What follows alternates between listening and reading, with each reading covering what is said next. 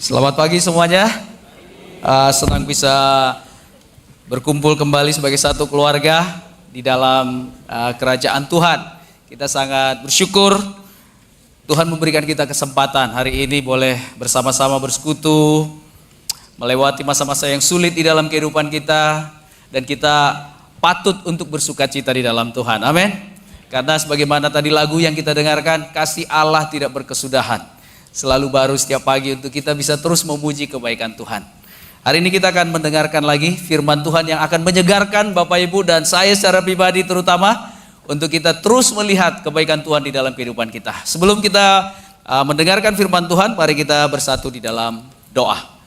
Bapa di surga, terima kasih Tuhan untuk pagi hari yang begitu indah ini Tuhan. Kami percaya bahwa Engkau adalah Allah yang mengasihi kami dengan cara-cara yang ajaib, misterius Tuhan. Penuh dengan rahasia. Walaupun saat kami mungkin merasa tidak dikasihi, tetapi Engkau bekerja dengan cara-cara yang tidak bisa dibayangkan Tuhan. Bahwa sungguhnya Engkau adalah Allah yang begitu mengasihi kami. Ada masa Tuhan di mana kami seperti dipecut. Ada masa di mana kami seperti dipuji Tuhan. Ada masa seperti kami dibiarkan, dicuekkan Tuhan. Tetapi di atas semuanya itu kami beriman bahwa Engkau bekerja di dalam segala sesuatu untuk mendatangkan kebaikan bagi kami yang mengasihi Engkau.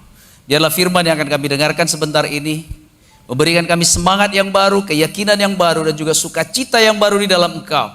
Bahwa kami tidak berjalan sendirian, tetapi kami selalu bersama-sama dengan Engkau, dan Engkau selalu menuntun kami. Urapi hamba-Mu yang akan menyampaikan firman ini, sehingga seluruh kata-katanya boleh sesuai dengan kehendak Kau oleh Roh-Mu yang kudus. Di dalam nama Yesus kami berdoa dan mengucap syukur. Amin. Amin. Judul khotbah saya pada pagi hari ini adalah menajamkan sesama. Ya, pagi-pagi sudah mau mempertajam ya. Beberapa orang masih belum kembali rohnya ya, karena bangun tadi pagi masih setengah sadar ya. Tiba-tiba khotbah hari ini mau menajamkan. Oke. Tapi apapun itu, setiap kita yang mau cinta Tuhan harus setia setiap saat dan juga sedia setiap saat. Amin. Kita perlu punya hati yang benar di hadapan Tuhan, karena saya percaya kita semua yang hadir pada pagi hari ini adalah orang yang sedang Tuhan persiapkan untuk bisa dipakai lebih tajam lagi. Ya, tema kita di dalam bulan ini adalah satu sama lain, fellowship, untuk kita bisa mempertajam satu sama lain. Nah, kalau kita bicara tentang ungkapan tentang besi menajamkan besi, manusia menajamkan sesamanya, kadang-kadang kita berasa nggak fair ya. Kok manusia kayak besi dihancurin begitu ya? Kira-kira menurut teman-teman, mengapa sih kok istilah itu digunakan untuk manusia? Kenapa nggak digunakan istilah di Yeremia? Seperti tanah liat di tangan seorang tukang periuk. Itu kan lebih lembut, betul ya? Tapi kok ngomongnya besi menajamkan besi, manusia menajamkan sesamanya? Kenapa kira-kira? Oke, kita jawab dalam hati masing-masing ya. Tetapi salah satu alasan kalau saya lihat di sini, mengapa Tuhan berbicara lewat kitab Amsal tentang menajamkan satu sama lain? Karena saya percaya kita semua di sini keras kepala. Setuju? Oke. Atau hanya saya yang keras kepala? Kita semua ini keras seperti batu loh. Kenapa? Karena kita semua di sini punya ego masing-masing. Ada amin? Kita di sini punya keegoisan. Tiba-tiba istri nunjuk suami, nah itu kamu itu maksudnya. Bukan. Kita, oke? Saya. Kita ini punya keegoisan. Terus kita bilang, apa kurang sabar apalagi saya? Selama bertahun-tahun saya menikah, saya selalu mengalah sama kamu. Nah, itu juga kekerasan hati juga. Kekeras kepalaan juga. Kita selalu mengatakan hal yang sama terus menerus. Ya, dan kita berharap pasangan kita berubah, tapi cara kita sama terus menerus. Ya, itu menunjukkan apa? Betul, Tuhan sangat memahami saudara-saudari. Kita semua Tuhan sangat mengerti. Keegoisan kita sering sekali menjadi masalah di dalam diri kita sendiri dan juga dengan orang lain. Oleh karena itu, secara mengagumkan Tuhan menggunakan Amsal untuk mengatakan bahwa besi menajamkan besi menjadi sebuah istilah, sebuah ilustrasi untuk menggambarkan begitulah otak pikiran manusia, hati manusia yang kadang-kadang begitu keras. Perlu dihancurkan supaya kita bisa semakin tajam. Ya, dan subjudulnya adalah membangun budaya saling. Saya suka kata saling ya dalam gereja keluarga. Saya berharap kita di sini membangun budaya saling bukan karena kita ada di dalam gereja yang terstruktur secara menurun ke bawah atau patron client relationship atau satu hubungan pimpinan dan bawahan. Tidak. Saya berharap kita semua di sini membangun budaya saling karena kita lah orang yang sama, orang yang egaliter, satu sama lain kita saling mendukung satu sama lain dan saling mendorong satu sama lain. Tidak ada namanya pendeta yang tinggal di Menara Gading dan umat yang ada di akar rumput, tidak. Semua kita di sini sama. Amin. Saya adalah saudara buat saudara dan juga kalian adalah saudara juga buat saya. Kita tidak perlu ada bodyguard. Amin. Pendeta-pendeta tidak perlu. Kenapa? Karena ada saudara-saudara bahkan yang melindungi kita satu sama lain. Ya, kalian adalah bodyguard. Saya juga adalah bodyguard buat kalian semua. Amin. Jadi bayangkan kalau hubungan satu sama lain yang egaliter ini, yang sama rasa ini betul-betul bisa ada di dalam jemaat. Saya sangat percaya bahwa menajamkan satu sama lain adalah sebuah keniscayaan yang akan membuat kita semakin tajam dan bisa dipakai oleh Tuhan untuk maksud yang mulia, bukan hanya maksud yang biasa-biasa saja. Saya sangat percaya untuk bisa memahami penajaman satu sama lain, kita harus mulai dulu dengan pertanyaan, siapa sih sesama kita? Kata sesama yang digunakan di Amsal pasal yang ke-27 ayat 17 berasal dari kata raya atau rea, ya. Itu artinya adalah sahabat dekat. Jadi waktu Amsal berbicara tentang sesama, dia tidak sedang bicara tentang aliens atau stranger atau orang asing atau orang yang tidak jelas di dalam kehidupan kita. Waktu dia bicara tentang menajamkan sesama, dia bicara tentang sahabat, orang-orang yang kita dekat. Makanya ada satu kata digunakan juga, neighbor. Neighbor itu artinya dekat, bukan jauh. Amin. Kasihlah sesamamu, dia bicara tentang saudara yang dekat dengan kita. Jadi jangan kita terlalu menggebu-gebu karena kita merasa, saya mau mempertajam ini, orang asing pun langsung kita tegur. Ya, itu nanti bisa blunder, bisa menghajar kita balik. Jadi kita harus hati-hati. Tuhan berkata untuk semua orang, dia katakan kasihilah semua orang. Biarlah kebaikan hatimu diketahui semua orang. Bukan apa? Kita mempertajam orang lain. Maksud kita adalah mau menerapkan Amsal 27. Tidak. Ya, Tuhan mau katakan bahwa mempertajam itu ada di dalam lingkungan keluarga. Amin. Seperti kita semua di sini, kita adalah keluarga. Tetapi yang menarik adalah di Lukas 10 ayat 29, ini adalah pertanyaan satu orang Farisi. Dikatakan untuk membenarkan dirinya, dia bertanya kepada Yesus tentang berbicara mengenai siapakah sesama manusia. Tetapi untuk membenarkan dirinya, orang itu berkata kepada Yesus, dan siapakah sesamaku manusia? Ternyata di dalam perjalanan bangsa Yahudi, mereka punya image bahwa sesama manusia hanyalah bangsa Yahudi. Makanya Yesus kemudian menceritakan tentang orang Samaria yang baik hati. Ini adalah latar belakangnya. Dan sesudah itu di kitab perjanjian baru yang lain di Efesus pasal 4 ayat 25 dikatakan, karena itu buanglah dusta dan berkatalah benar seorang kepada yang lain, karena kita adalah sesama anggota. Lebih dalam lagi Tuhan memberikan kepada jemaat bahwa sesama itu bukan hanya orang yang dekat. Sesama itu bukan neighbor, sesama itu bukan yang kamu bersahabat dengan mereka. Sesama itu adalah the part of the body, bagian dari tubuh yang nggak bisa dipisahkan. Bayangkan kamu cubit di sini, seluruh tubuh merasakan, betul ya? Satu bagian anggota berbahagia, semua tubuh akan berbahagia. Inilah maksudnya Tuhan tentang sesama. Jadi bayangkan ketika orang mencoba miring di dalam memahami sesama, Tuhan terus menegaskan bahwa yang Tuhan maksudkan sesama itu adalah saudara dan saya. Amin. Saudara yang Tuhan maksudkan itu adalah orang-orang yang mungkin asing, yang kita berusaha untuk dekat dengan mereka sehingga mereka menjadi sesama kita. Makanya Yesus menggambarkan tentang orang Samaria yang baik hati sebagai dirinya sendiri sebenarnya. Masih ingat perumpamaan Yesus? Tentang ada orang yang dipukulin, tidak dijelaskan dia dari suku bangsa mana sebenarnya. Tetapi dikatakan ada orang Farisi lewat, ada orang Lewi lewat, tapi dia nggak peduli dengan orang itu. Sehingga datanglah seorang Samaria. Waktu dia melihat orang itu, dia tergerak oleh belas kasihan. Dia menggendong orang itu, ditaruh di keledainya, diberikan ke tempat penginapan, dan diberikan 2 dinar. Dan dia katakan, kalau saya, tolong rawat dia, nanti kalau saya datang, saya akan melunasi semua biaya pengobatan. Kemudian Yesus bertanya kepada orang itu, siapakah di antara kamu yang bisa dikatakan sesama manusia dari orang yang dianiaya itu? Orang Farisi itu berkata, bukan orang Samaria. Terlalu berat lidahnya untuk mengatakan orang Samaria karena saking bencinya dengan orang Samaria. Karena dia merasa orang Samaria bukan sesama manusia. Dia katakan orang yang menunjukkan belas kasihan. Tapi Yesus gak mau berdebat dengan itu, dia cuma berkata, do likewise. Lakukanlah demikian. Apa yang menarik di sini? Tuhan bahkan memandang seluruh manusia adalah dekat. Amin. Dia memandang semua orang adalah dekat bagi dia. Inilah yang membantu kita mengerti. Untuk kita bisa mempertajam, untuk kita bisa mempertajam sama, kita harus betul-betul memahami siapa sesama kita itu sebenarnya. Jadi bukan asal ngomong, karena kita kecenderungan adalah kalau kita mau ngomong sesuatu yang benar, kebanyakan di antara kita bergantung keberanian, betul ya?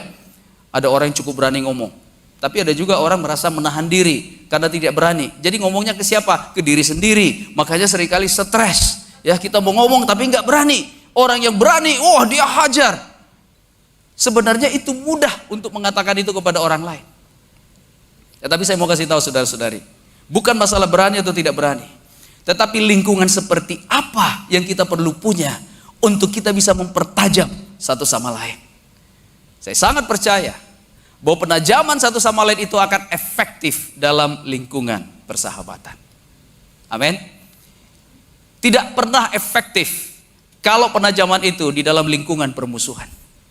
Kalau kita lihat hari ini banyak debat ya, debat di televisi, debat kampanye, debat ini segala macam. Kita pikir, oh gue suka nih orang yang berdebatnya luar biasa. Tapi tahu gak saudara-saudari, orang yang berdebat di dalam lingkungan yang bermusuhan tidak pernah ada penajaman satu sama lain. Yang ada adalah apa? Egonya makin dieksposkan, membuat orang berusaha untuk merasa diri benar dan juga membenarkan dirinya dengan cara menyalahkan orang lain. Sehingga apa yang dihasilkan di dalam model seperti ini adalah prideful.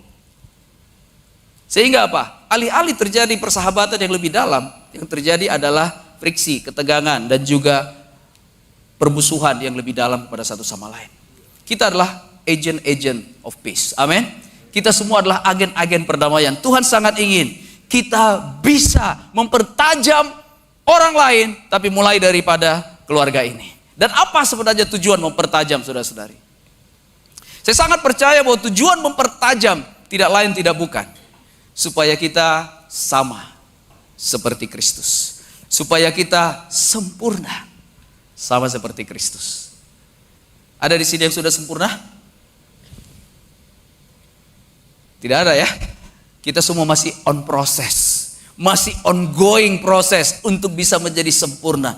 Apa gambaran sempurna itu? Apakah gambaran yang sangat ideal? Apakah gambaran yang sangat tidak masuk akal? Saya sangat percaya bahwa dikatakan sempurna di kitab Matius dikatakan, hendaklah kamu sempurna sama seperti Bapamu yang di sorga adalah sempurna. Berarti apa? Tidak ada batas untuk mengatakan bahwa saya sudah sempurna. Tetapi kita terus bertumbuh menuju kesempurnaan dari hari ke hari. Kesempurnaan tidak mungkin dibangun dalam satu hari. Saya sangat percaya bahwa kesempurnaan dibangun dari sehari ke sehari. Ada 4 lingkungan untuk bisa mempertajam sesama kita dan juga mempertajam diri kita sendiri. Ya, orang-orang hari ini sebut dengan ekosistem. Wah, ini sering dikatakan orang ya. Bagaimana membangun sebuah ekosistem untuk bisa mempertajam satu sama lain, sehingga itu tidak lagi menjadi satu hal yang sulit bagi kita, bahkan bagi orang yang tidak berani sekalipun bisa dengan begitu aman berbicara untuk mempertajam satu sama lain. Saya sangat percaya mungkin pada saat saya berkhotbah pun sudah ada mungkin terganggu dengan cara saya berkhotbah, mungkin ya, dan kita pengen mempertajam. Saya sangat welcome, tapi kadang-kadang kita merasa ada banyak batasan. Tapi saya mau beritahu hari ini saudara-saudari, di dalam lingkungan yang Tuhan mau create untuk bisa mempertajam satu sama lain, kita akan bisa saling menyempurnakan satu sama lain. Banyak orang bilang, yalah hanya Tuhan yang bisa menyempurnakan saya. Salah. Tuhan betul, tetapi Tuhan menggunakan sesama kita untuk mempertajam satu sama lain. Amin. Jangan kita menolak ketika kita ditegur oleh orang lain, terus kita bilang, aduh kamu masih anak-anak loh bro. Saya ini pengalaman asam, garam, cabai, cuka, semua saya udah makan, gulanya aja yang belum ada, ya kan? Sekarang kamu mau negur saya, udah nggak lagi hal seperti itu. Kenapa? Karena lingkungannya sudah kondusif. Amin. Paling tidak ada 4 lingkungan untuk bisa mempertajam satu sama lain. Yang pertama adalah kita harus saling memperhatikan. Kedua, kita saling melayani. Ketiga, kita saling membantu. Dan yang keempat, kita saling mengampuni. Jadi lihat, kata-kata saling di sini akan menjadi tagline kita pada pagi hari ini. Saling adalah satu istilah yang Tuhan ajarkan. Ada sekitar 200-an lebih kata saling ditulis di Alkitab. Itu menunjukkan apa? Betapa Tuhan sangat depend on us untuk bisa mempertajam satu sama lain. Karena Tuhan percaya dengan adanya satu orang di sini, kita bisa mengabdi satu sama lain. Kita adalah pengabdi satu sama lain. Bukan pengabdi yang lagi viral di TV, di bioskop hari ini ya. Kita mengabdi sosial, pengabdi masyarakat, pengabdi brother dan sister kita, untuk kita bisa devoted di dalam menajamkan satu sama lain. Hal yang pertama dikatakan saling memperhatikan. Di 1 Korintus 12 ayat 25 dikatakan, supaya jangan terjadi perpecahan dalam tubuh, tetapi supaya anggota-anggota yang berbeda itu saling memperhatikan. Wow. Saya percaya bahwa dasar dari sebuah penajaman kepada satu sama lain harus dimulai dari hati. Amin. Mulai dari motif. Mulai dari dasar berpikir. Berapa sering kita ingin mempertajam orang lain karena berdasarkan ketergangguan? Ada yang pernah begitu, kita pertajam orang lain sebenarnya karena kita terganggu. Saya saja ya. Maaf. Ya. Tapi saya percaya, sadar atau enggak sadar, sebenarnya kita mau mempertajam orang lain karena kita terganggu. Suami terganggu dengan istri, istri terganggu dengan suami, orang tua terganggu dengan anak, anak terganggu dengan orang tua. Aduh, kenapa sih begini? Terus kita bilang, saya mau mempertajam. Terlambat Bapak Ibu ya. Kita harus sadarin dulu, ketergangguan itu sering sekali menjadi trigger tanpa kita sadari. Emosi adalah satu hal yang paling berpengaruh di dalam cara kita mempertajam orang lain. Sehingga alih-alih kita mempertajam, justru apa? Memprovok namanya perpecahan. Makin sakit hati. Makanya kalau kita nggak jaga hati, kita akan sakit hati. Ya, oleh karena itu penting sekali kita harus memahami hati dengan benar. Nah, pandangan lama terhadap teguran atau mempertajam orang lain, kita mudah terganggu dengan orang yang berbeda dengan kita. Baik dalam cara berpikir, gaya bicara, nilai-nilai, dan sebagainya. Betul? Orang yang berbeda dengan kita biasanya, aduh. Kita mau disuruh ketemu dengan orang yang kita udah tahu orang ini beda banget sama kita. Aduh, menyangkal diri, betul ya? Aduh, kalau bisa jangan ketemu dia deh. Keluarga-keluarga ketemu dengan keluarga lain, atau single kalau ada di sini ya. Diajak untuk bisa date dengan seorang brother, sister ya. Begitu dilihat orang, dia baru dengar namanya, aduh kalau bisa jangan dia deh. Kenapa? Karena perbedaan. Itu pandangan lama. Artinya apa? Hatinya belum bertobat. Ya. Tapi saya berharap ketika kita sudah bertobat, kita bukan lagi orang asing atau pendatang. Kita yang berbeda-beda, budak, hamba, orang Yahudi ataupun orang Yunani, pimpinan ataupun bawahan, kita semua sama di dalam Kristus. Dengan pertobatan dan pembaptisan kita menjadi satu, semua menjadi satu tubuh. Sehingga pandangan baru harusnya terjadi. Kita akan mudah merespon bahwa orang yang berbeda dengan kita belum tentu orang yang memusuhi kita, tetapi bisa saja menjadi orang yang akan memperkaya kita. Katakan amin. Setuju? Saya punya tagline bagi diri saya. Perbedaan bukanlah lawan, tetapi kekayaan. Amen. Ada amin? Perbedaan bukan lawan. Seringkali kita melihat bahwa orang yang berbeda dengan kita adalah lawan. Coba kita ubah paradigma kita yang baru, bahwa perbedaan, baik itu suku, agama, ras, golongan, dan yang lain-lain, tinggi, rendah seseorang, kaya atau miskin seseorang, putih atau tidak putih kulitnya, hitam atau tidak hitam kulitnya, tua atau muda, semua perbedaan itu bukanlah lawan, tetapi itulah kekayaan. Bayangin, kalau itu sebuah kekayaan, kira-kira akan semangat gak kita untuk menggali satu sama lain, untuk menarik kepada satu sama lain? Tetapi itu dibutuhkan saudara-saudari, sebuah cara berpikir yang benar. Di Amsal 20 ayat yang kelima dikatakan,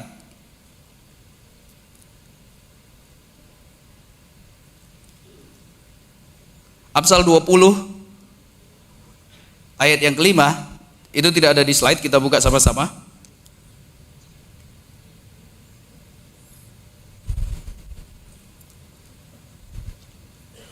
Dikatakan, rancangan dalam hati manusia itu seperti air yang dalam. Tetapi orang yang pandai tahu bagaimana menimbanya. Banyak di antara kita suka mencap orang lain, betul ya? Kita suka label orang lain. Menurut apa? Pandangan generalnya kita. Aku mau tahu sahat mau khotbahnya ya, waduh kalau nggak panjang bertele-tele biasanya. Itu label, hati-hati ya. Kita suka melabel orang lain menurut pandangan generalnya kita. Alkitab berkata, rancangan dalam hati manusia itu seperti air yang dalam. Tetapi orang yang pandai, tetapi orang yang berhikmat, tetapi orang yang mengasihi dengan benar, tetapi orang yang mengerti perbedaan sebagai sebuah kekayaan bukan lawan, tahu bagaimana cara menimbanya. Mereka tidak akan membaca cover bahwa itulah isi daripada keseluruhan buku. Mereka tidak gampang untuk menilai orang lain berdasarkan tampak luar, berdasarkan gestur orang, berdasarkan cara berbicara. Tetapi lebih daripada itu, mereka akan berdoa kepada Tuhan ketika godaan itu muncul. Dan apa yang terjadi dalam kehidupan mereka, mereka akan berusaha mengenal bahkan orang yang paling memusuhi mereka sekalipun. Bayangkan saudara-saudari, kalau kita punya pandangan memperhatikan seperti ini, cara pandang kita kepada orang lain akan sangat menghargai dan menghormati mereka. Betul? Banyak di antara kita begitu beda sama kita ya langsung kita cuekin. Kata memperhatikan, kalau kita lihat dari bahasa aslinya, bukan begini lihat orang, bukan. Tapi dia akan go into specify. Dia bilang cut into the pieces. Kata memperhatikan dikatakan adalah cut into the pieces. Itu berarti dari, kalau kedokteran ada namanya dokter umum, betul ya? Ada dokter spesialis. Sekarang ada namanya dokter subspesialis. Kenapa? Mereka meneliti dengan dalam. Misalnya contoh, tidak semua orang marah karena dia emosi saja, betul ya? Kadang-kadang orang tidak marah karena kamu. Sebenarnya dia ada di belakang, ada 5 alasan di belakang yang buat dia marah. Kalau kita hanya membaca sekedar kemarahan yang langsung di depan kita, tiba-tiba kita bisa cuek. Tetapi orang yang bijak tahu bagaimana menimbanya. Dia tidak gampang terprovokasi, tetapi dia akan mudah untuk merespon dengan benar dan bertanya, how are you? Ya, istri saya selalu ngajarin saya, Hani, kalau kamu ngomong sama orang, kamu tanya dulu gimana kabarnya, jangan langsung tembak, kamu BTL sekali, dia bilang ya. Mari kita bicarakan bisnis. Gimana kondisi kamu hari ini? Semangat? Siap menerima firman? Oke, mari kita buka firman Tuhan. Kamu harus tanya dulu, how are you? Saya bilang, aduh nanya how are you nanti panjang banget ceritanya. Saya pernah spend time dengan orang, saudara-saudari ya. Saya mau tanya satu poin. Tapi karena saya mengikuti nasihat istri saya, how are you gimana? Dia ngobrol 5 jam loh. Dan saya udah gak punya waktu lagi ngobrol sama dia. Saya bilang, waduh. Di dalam diri saya, aduh gak efisien banget nanya how are you. Tapi saya belajar satu hal. How are you itu bukan hanya sekedar kata, tetapi itu masuk digging deeper ke orang lain. Saya tertusuk oleh ayat ini. Dia katakan bahwa hati manusia itu seperti air yang dalam. Bayangkan kalau itu sumur yang sangat dalam. Siapa di sini punya sumur 100 meter? Bayangin ya zaman dulu, sekarang sih gampang pompa air, ada pump, betul ya. Kalau zaman dulu saudara-saudari, wah ini nggak gampang ini. Terus dapatnya cuma sedikit lagi airnya. Terus kita harus turunin lagi 100 meter. Saya pernah punya sumur ya yang diturunkan dengan apa itu? Katrol, iya betul. Tangan kita udah kotornya minta ampun kan. Itu air jernih kan. Jadi udah turunkan kan kena air. Akhirnya air yang tinggal satu rantang atau satu apa. Kotor lagi. Begitulah maksudnya Tuhan. Hati manusia itu seperti air yang dalam. Tapi orang yang pandai, orang yang bijak, orang yang mengenal hati Tuhan, orang yang datang dengan paradigma yang baru, orang yang hatinya bertobat, akan bisa menggali lebih dalam. Sehingga ada satu frekuensi. Amin. Itu adalah lingkungan yang pertama. Saya berharap kita semua di sini jangan suuzon gampang dengan orang lain. Amin.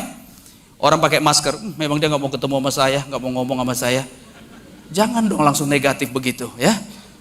Pakai masker itu ada alasannya kenapa. Tapi ada juga di sini sengaja pakai masker karena sebenarnya mukanya lagi. Hati-hati juga kita di sini ya. Jadi banyak sekali arti dari masker sekarang ini ya. Tapi kalau kita punya hati yang memperhatikan orang lain, misalnya contoh kamu berdiri di samping seseorang, ya dia pakai masker kan lagi nyanyi tadi, kamu agak deketin aja telinga kamu, dia nyanyi atau enggak gitu kan? Ya, jangan hanya matanya begini-begini. Nah, kita memperhatikan. Dalam lingkungan yang mengasihi, lingkungan yang memperhatikan, saya sangat percaya kita akan lebih at ease, kita akan lebih nyaman untuk kita dipertajam oleh orang lain. Amin. Yang kedua adalah saling melayani. Yohanes 13 ayat 14 dan 15. Jadi jikalau aku membasuh kakimu, aku yang adalah Tuhan dan gurumu, maka kamu pun wajib saling membasuh kakimu. Sebab aku telah memberikan suatu teladan kepada kamu, supaya kamu juga berbuat sama seperti yang telah kuperbuat kepadamu. Saling melayani akan bertumbuh di lingkungan berhati hamba. Saling melayani tidak akan tumbuh di dalam lingkungan yang egosentris. Saling melayani tidak akan bertumbuh di dalam lingkungan yang saling cuek satu sama lain. Saling melayani itu hanya sebuah jargon, sebuah tagline. Melayani bukan untuk dilayani. Lingkungan yang sangat kondusif untuk bisa mempertajam orang lain adalah kalau lingkungan itu adalah lingkungan yang berhati hamba. Tahu gak saudara-saudari, Yesus memberikan sebuah level pertumbuhan hamba. Jadi bukan hamba selama-lamanya. Tetap hati hamba menjadi basic foundation, dasar daripada pondasi kekristenan yang sejati. Tetapi Yesus memberikan dan memberikan kepada kita satu gambaran di Yohanes 15 ayat 14 dan 15 dikatakan tentang bagaimana kita bisa bertumbuh dari seorang hamba menjadi sahabat. Kamu adalah sahabat-sahabatku jikalau kamu berbuat apa yang kuperintahkan kepadamu. Aku tidak menyebut kamu lagi hamba, sebab hamba tidak tahu apa yang diperbuat oleh tuannya. Tetapi aku menyebut kamu sahabat karena aku telah memberitahukan kepada kamu segala sesuatu yang telah kudengar daripadaku. Waktu saya lihat ayat ini, dia berbicara tentang sebuah proses yang progres dari seorang hamba menjadi seorang sahabat. Inilah ekspektasi Tuhan. Amin. Tuhan mau menjadi sahabat kita. Ini hati Tuhan loh. Jadi kalau kita tidak mau jadi sahabat Tuhan, salah sendiri. Tuhan sendiri sangat mau. Tetapi lihat prosesnya, bukan proses yang menurut kita. Tuhan katakan, kalau kamu mau menjadi sahabat saya, harus mulai dari apa? Hamba dulu. Hamba, keinginannya adalah tidak ada keinginan. Keinginannya adalah sesuatu yang hanya gurunya atau tuannya mau. Itulah hati hamba. Hamba adalah seorang yang punya sikap, punya hati yang benar, itu taat kepada sang guru. Sehingga di dalam kehidupan kita, antara kita ngomong kebenaran dengan ngomong kebaikan. Seorang hamba tidak akan mendarat toleransi kepada ketaatan kepada gurunya lebih daripada penerimaan orang lain kepada dirinya. Sehingga kita menjadi orang yang berkompromi dengan orang lain. Gara-gara apa? Gara-gara kita lebih menghamba kepada orang lebih daripada Tuhan. Menjadi hamba Tuhan adalah satu ciri yang bisa kelihatan di dalam lingkungan yang saling mempertajam. Apa maksudnya? Ketika kita berkata, kalau itu firman yang sudah katakan, saya akan selalu ikut. Yang kita pahami dengan benar. Kita mau obey, kita mau taat. Itulah hamba. Tuhan bilang, kamu ikutin segala perintahku. Coba tanya saudara-saudari, perintah mana yang paling berat untuk kita lakukan? Dari apa yang Tuhan kita ajarkan. Perintah mana? Biasanya itu yang selalu berhubungan dengan ego kita. Kebebalan kita. Cara pikir kita. Dan Tuhan mau betul-betul bersihkan itu. Supaya kita betul-betul dibantu untuk bisa menjadi sahabat. Yang sehingga kita bisa mempertajam orang lain. Dari situ kita bertumbuh menjadi seorang murid. Perbedaan hamba dengan seorang murid. Hamba adalah seorang yang tidak belajar. Cara dia belajar adalah tidak belajar. Dia learn to unlearn. Betul? Karena kita ini punya pemikiran sendiri. Jadi orang gak mungkin bisa jadi murid kalau gak hamba sebelumnya. Kenapa? Karena kamu akan campurkan pemikiran kamu dengan pemikiran Kristus. Dan seringkali terjadi tension, terjadi benturan-benturan, konflik yang luar biasa. Sehingga kita lebih mementingkan diri kita daripada mementingkan Kristus. Masih ingat saudara-saudara itu, kamu mengambil keputusan menjadi seorang pengikut Kristus. Ada banyak tantangan yang kita harus ambil, betul ya? Tapi ketika kita taat, itulah ciri pertama hati seorang hamba. Ketaatan tanpa reserve kepada Tuhan. Banyak godaan dalam diri kita untuk bilang, loh kok gitu sih? Saya kan maunya begini, kok begitu? Ada mulai tegangan satu sama lain. Tapi kalau kita mau taat aja saudara-saudari, Tuhan tahu bahkan ketaatan yang salah pun Tuhan bisa perhitungkan menjadi sebuah ketaatan yang akan Tuhan ubahkan untuk kita bisa menjadi semakin bijak karena kita telah punya hati seorang yang taat. Ini luar biasa. Kemudian kita bertumbuh jadi murid, kita murid setia, kemudian kita sampai menjadi sahabat-sahabat Kristus. Amin. Tuhan mau kita memiliki hati hamba. Hati hamba adalah hati yang pokoknya firman Tuhan bilang apa saya akan ikut. Tuhan bilang apa saya ikut. Bukan hamba orang lain. Amin. Kita adalah sesama kepada satu sama lain. Kalau sesama kita adalah mengatakan firman Tuhan kepada kita, kita adalah hamba daripada Tuhan lewat orang itu jelas. Ketika seorang pembimbing mengatakan kebenaran kepada kita, jangan kita persulit keadaan. Terus kita katakan, lu gak ngerti posisi gua. Seandainya kamu tahu posisi saya, kamu akan bertindak persis seperti yang saya lakukan. Betul, kadang-kadang kita ngomong seperti itu. Sebagai orang yang berempati, kita mau masuk ke dalam hati orang itu. Tetapi ketika keputusan yang diambil adalah keputusan yang tidak benar, saya mau tanya kepada kita, rela nggak kita dimusuhi oleh orang itu bahkan? Rela dimusuhi orang itu atau kita tetap mau coba berteman dengan orang itu padahal dia sengaja untuk melawan firman Tuhan? Karena situasi dia yang berat, menurut dia. Tugas kita hari ini adalah untuk menunjukkan bahwa kita adalah hamba Allah dan kita mau mengajarkan orang tentang kebenaran. Amin. Hal yang ketiga adalah membantu. Di Efesus 4 ayat yang kedua dikatakan, hendaklah kamu selalu rendah hati, lemah lembut dan sabar. Tunjukkanlah kasihmu dalam hal saling membantu. Apa maksudnya saling membantu? Saya percaya saling membantu bukan saling memanjakan.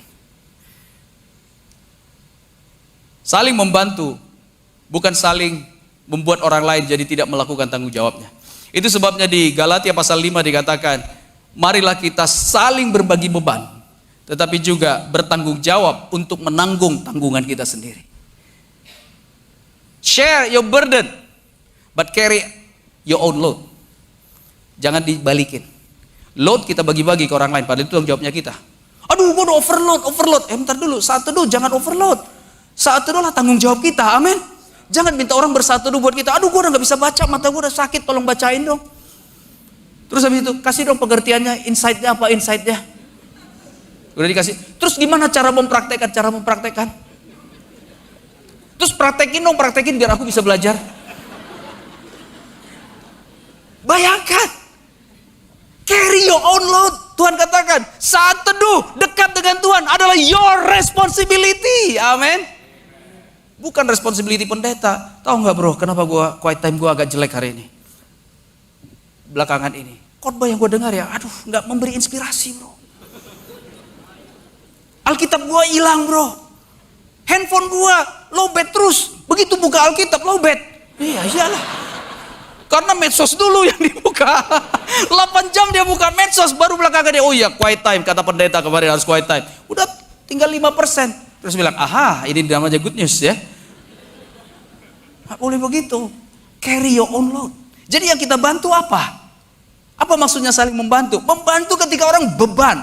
Apa perbedaan beban dengan tanggungan?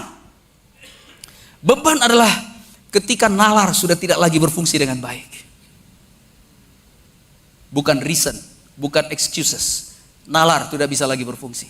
Kita dihantam oleh berbagai masalah. Dihajar dengan masalah keuangan, dihajar dengan masalah kesehatan, dihajar dengan masalah hubungan, dihajar dengan masalah pekerjaan, dihajar dengan masalah dengan tetangga, dengan orang asing. Beban gak?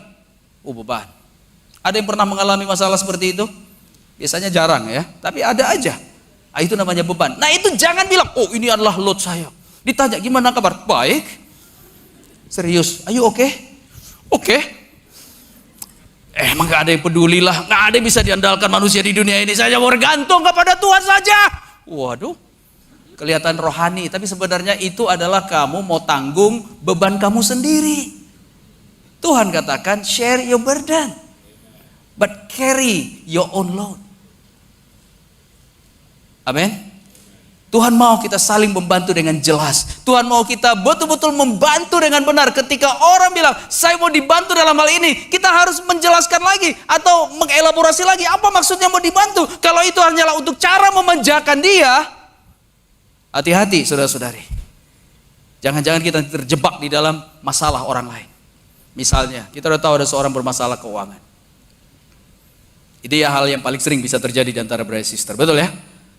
Alih-alih kita mau membantu orang itu, kita perlu, seperti yang dia bilang, kita perlu membantu dengan cara yang benar. Ya, kemarin saya dapat telepon dari seorang brother tentang ada seseorang. Dia nggak sadar bahwa orang itu adalah sedang memanfaatkan dia karena dia kebetulan cukup berada. Alasannya adalah dia pengen katanya belajar Alkitab. Cuma waktu belajar Alkitab, orang ini berasa ada sesuatu yang nggak beres. Semua iya, tapi kemudian waktu diambil tindakan untuk melakukan, tiba-tiba dia mundur. Tapi kalau membicarakan tentang masalah keuangan, dia begitu semangat. Dan akhirnya dia coba tanya lebih dalam lagi dan dia menemukan bahwa orang ini sebenarnya hanya mau menggunakan dia untuk kepentingannya sendiri. Kita sebagai orang yang memahami hikmat yang daripada Tuhan, kita perlu membantu dengan cara yang benar. Amin. Dan di dalam semuanya itu hal yang keempat. Tetapi hendaklah kamu ramah seorang terhadap yang lain, penuh kasih mesra dan saling mengampuni, sebagaimana Allah di dalam Kristus telah mengampuni kamu. Amin. 3 hal yang pertama, kita betul-betul memperhatikan, kita betul-betul melayani, kita betul-betul membangun orang lain. Tapi kalau kita tidak punya hati yang mengampuni, kita hanya terbatas di dalam melakukan dan membangun lingkungan yang seperti tadi. Pasti kita akan terbatas, sekali 2 kali kita lakukan. Seperti lagu orang Batak, jangan sampai 3 kali. 1 kali, ku maafkan, ya kan? 2 kali, kau sakiti juga ku maafkan. Tapi jangan sampai 3 kali, jangan, jangan, waduh. Ada lagunya. Terus diambil dari apa? Tritunggal katanya, kok cuma 3 kali. Waduh. Kata siapa? Oke? Alkitab katakan saling mengampuni. Apa maksudnya saling mengampuni? Saling melupakan? Tidak, melupakan sih enggak, mengampuni iya. Kita semua punya memori yang berbeda-beda. Jadi jangan katakan melupakan berarti mengampuni, salah. Amin. Aku udah lupakan lah. Pertanyaan saya, kamu ampuni enggak? Enggak. Terbukti dari mana? Enggak mau lagi ketemu. Termasuk orangnya pun dilupakan. Ya, Alkitab berkata mengampuni itu adalah kita membereskan hati kita, kita merekonsiliasi hati kita dengan seseorang sehingga kita bisa berdamai dengan orang lain. Masalah orang tidak mau berdamai itu adalah urusan dia, tetapi hati kita melihat dia akan menjadi orang yang sama kembali untuk kita kasihi. Amin. Saya sangat percaya budaya saling akan menajamkan keluarga Allah jika kita saling memperhatikan. Pahamilah hati manusia dengan benar sehingga kita berempati. Layanilah seseorang karena pelayanan adalah hati hamba. Bantulah orang lain, tapi jangan terjebak di dalam memanjakan orang lain, karena itu tidak akan menolong orang menjadi orang yang semakin bertumbuh. Tapi bantulah dia di dalam bebannya dia, tetapi bantu dia juga untuk carry on their own load. Dan yang terakhir, mari kita mengampuni. Mengampuni dan diampuni adalah ciri khas ekosistem yang sangat sehat untuk kita bisa mempertajam satu sama lain. Semoga firman Tuhan boleh menguatkan kita semuanya. Mari kita bersatu di dalam doa. Tuhan Bapa di surga, terima kasih untuk segala kebaikan Kau. Bantu kami untuk punya keyakinan bahwa lingkungan ini, ekosistem ini, jemaat Engkau, jemaat perjanjian baru adalah jemaat yang akan kami perjuangkan sebagai tempat melatih, menempa kami Tuhan menjadi orang yang sempurna sama seperti Engkau. Engkau punya pengharapan yang tinggi bagi kami. Bantu kami untuk membangun ekosistem ini. Sehingga ketika kami menegur, sehingga ketika kami mengingatkan seseorang, sehingga kami ketika merebuke bahkan orang lain bisa melihat itu sebagai satu hal yang menyembuhkan mereka, bukan sebagai sesuatu yang menghakimi mereka. Terpujilah Engkau hanya di dalam nama-Mu Yesus. Kami berdoa dan mengucap syukur. Amin. Tuhan memberkati kita semua.